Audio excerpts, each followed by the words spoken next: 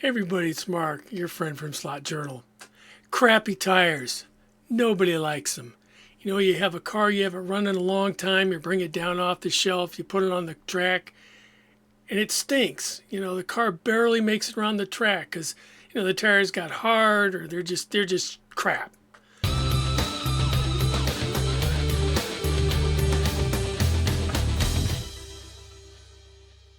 There's solutions to that. One of them is you can go out and buy new tires if you want to crack open your wallet and go that route. You can mold new tires on your own. There's ways to do that, and I'll talk about that maybe towards the end of the video. But the easiest way, or the thing I would normally start with, is to rough those tires up. You use some sandpaper, get them roughed up, and then use some kind of a treatment, whether it's oil or some kind of cream. There's a lot of different ways out there. And you get those tires, try to get some more life out of them before you finally have to resort to replacement. There's another issue, another thing you'll run into sometimes with a car. Maybe it's a new car. Put it on the track and it just runs kind of rough. Might be noisy, or maybe it's not so noisy, but just doesn't seem to be running smooth like you would like it to. So there's a lot of solutions there. I had people give me suggestions. You can get some polish, mix it in with some lube or some grease. You can even use whitening toothpaste. It has some of that grit in it. Mix that with some grease. You put them on the gears and just run them. But it makes it a lot easier if you have some specialized tools to do both those jobs, whether it's treating the tires or treating the gears. And today, I'm going to talk about how I built a couple of tools to help solve those problems. So my goal was to keep things simple. To that end, I had 4 pieces of this old Marks track in the basement.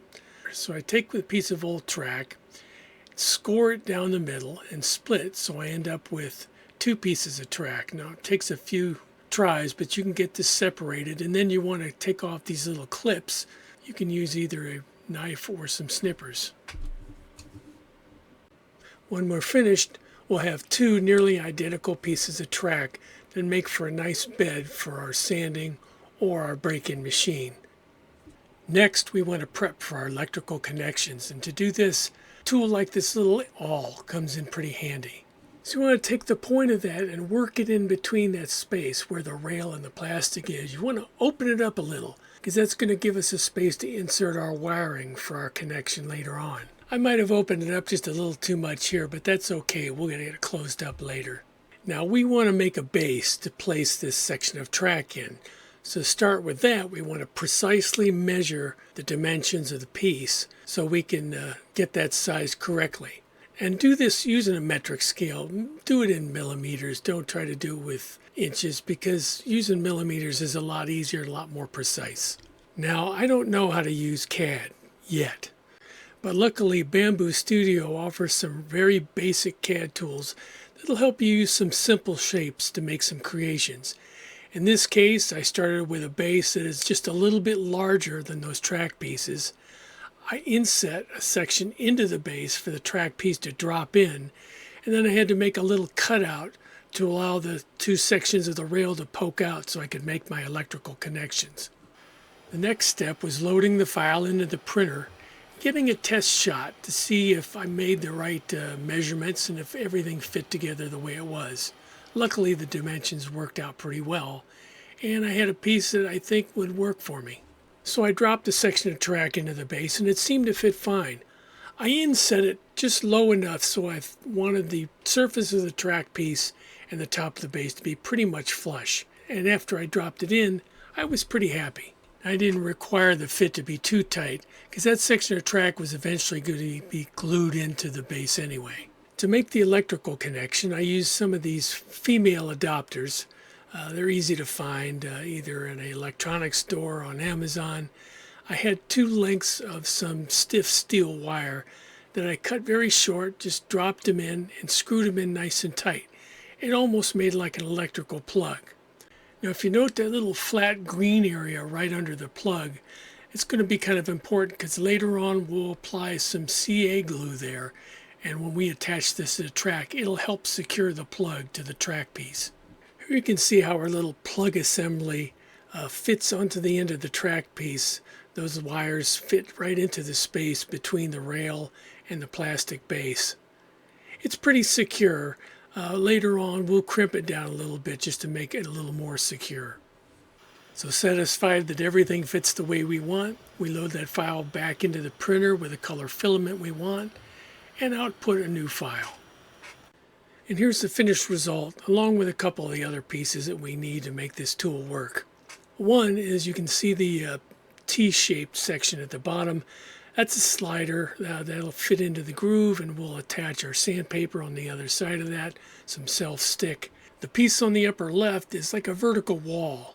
This gets super glued on the left side of the base there, right above where the rails fit into the adapter, and it helps hold that section down and secure it just a little more. Of course, most importantly, what it does is it butts up against the front of the car and holds the car onto the base, so when you turn on the power and start sanding, the car doesn't fly off the base. In addition to the sanding insert you see on the right, on the left you can see the semi-arch section of plastic. That insert is to lift the back end of the car up for the car break-in tool. Now, while those old Mark's track sections were in pretty decent shape, they didn't look so good, so I carefully measured each side of the track and printed out some labels on some glossy vinyl and applied these to the surface of the track. It worked out pretty well. They're glossy, they wipe clean, and if they ever get worn out, they're easily replaced. I also had some self-stick, like 1/4-inch adhesive craft foam that I stuck on the front wall to protect against the car, underneath both of the components, the sanding sheet and the riser, to help them not slide so much into the units, and also on the bottom of the units so they don't slide on the tabletop. Of course, to make this whole thing work, you need an adjustable power supply. I found this very basic 3 to 12 volt 2 amp supply on Amazon. It has the male plug, just plugs into the front of each unit, and it works great. In hindsight, I probably only needed one of these base units. Essentially, they're the same except for either the sanding or the car lift component. But as it turned out, 2 is good. I can always keep one in the shop and take the other one with me in my race case. So first we can test out the gear break-in unit. As you can see, that section slides to adjust for the car. Drop the car in, and the back end of the car is lifted up off so the wheels turn freely. And we just turn this on. You can get this at a low rate of speed just to break in a unit. It's like maybe just 2 volts running here. And as you can see, it works fine.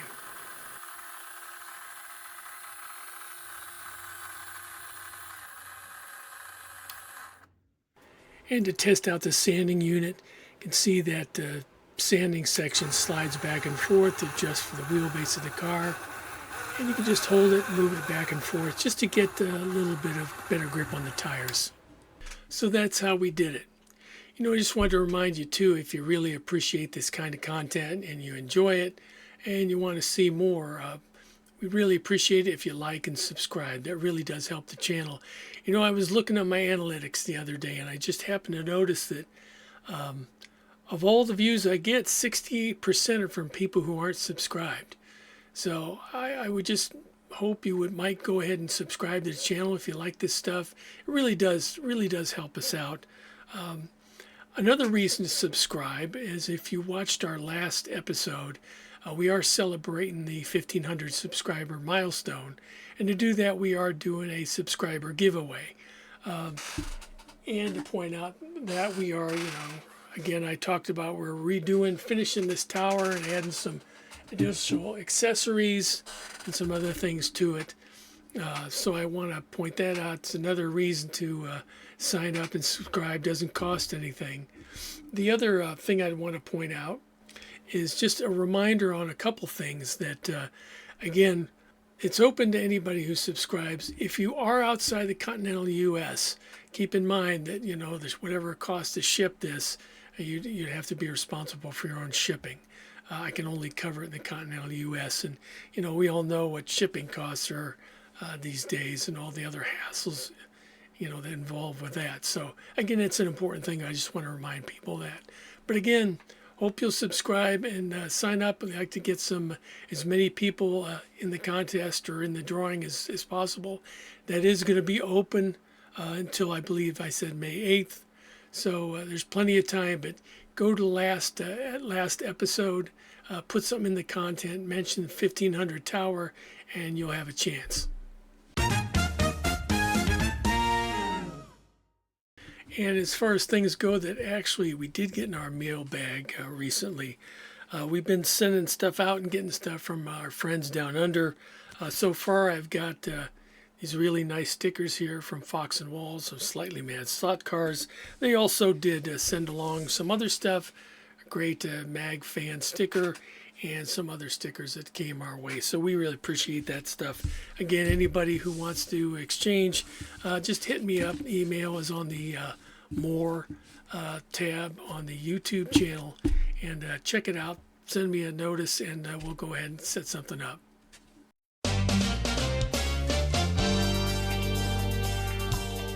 So this is where I like to talk about some of the things I've seen on YouTube and seen on the internet, Facebook, other places. First, I wanted to mention part of this episode, some of the credit goes to John Kitt. John's a great guy. He's got a great YouTube channel called Fast Sports. He's been doing slot car stuff, how-tos and everything for years. John, in a recent episode, he did exactly what I talked about. He pulled an older car off the shelf, put it on the track expecting to have some fun, and he didn't have so much fun because, again, the tires were crappy. In his episode, John takes a little bit different approach where he goes and actually casts some new tires.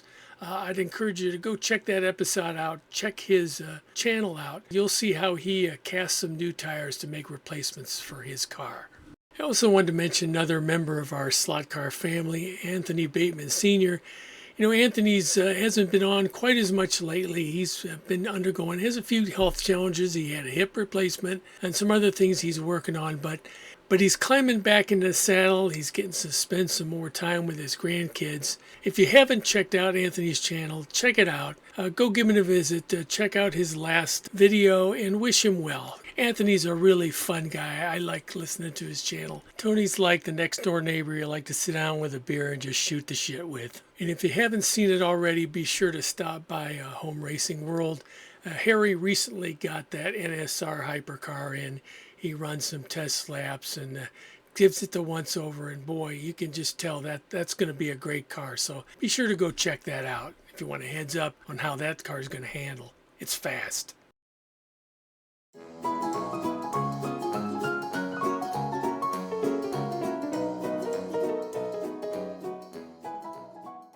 So this new segment is a little bit about some of the other projects I'm working on, namely trying to get a car ready for this AMSCO race.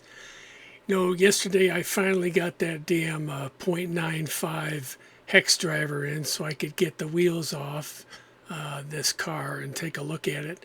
I need to replace the motor, also the pinion gear on the motor. So started that process. It looks like I'm going to be able to at least get so far on that.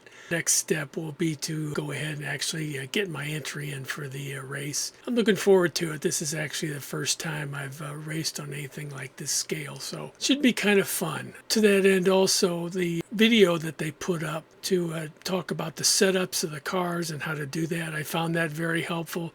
If you haven't seen that so far, go check that out. If you just do the search for AMSCO on YouTube, you can find it. But it's very, very helpful. It tells you how to set up these cars. And it's a great resource for people, especially somebody like me who normally doesn't do a lot of modifications to cars or real heavy tuning. So this was an eye-opener for me, and we'll see how it goes. In any case, that's all for this episode. Hope you enjoyed it. Take a look at some of the other episodes. We've got one here. I'll send a link to that AMSCO YouTube video so you can take a look at it. So until next time, happy racing.